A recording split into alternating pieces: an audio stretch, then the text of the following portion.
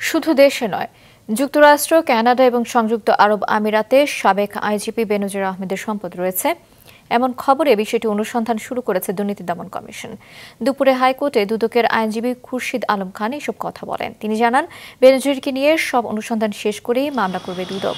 এর আগে তাকে তলব করে জিজ্ঞাসাবাদ করা হবে। এখনই বেনজিরকে গ্রেপ্তারের আইনি প্রেক্ষাপট তৈরি হয়নি। বেনজিরের সম্পদ অনুসন্ধান করতে তাড়াহুড়ো করবে না দুদক। দেশ ত্যাগ করতে চাইলে দুদক নজরদারি করবে। ইতিমধ্যে আদালত 2 দফা বেনজিরের বিপুল পরিমাণ সম্পদ এবং ব্যাংক হিসেব জব্দ করার নির্দেশ দিয়েছেন।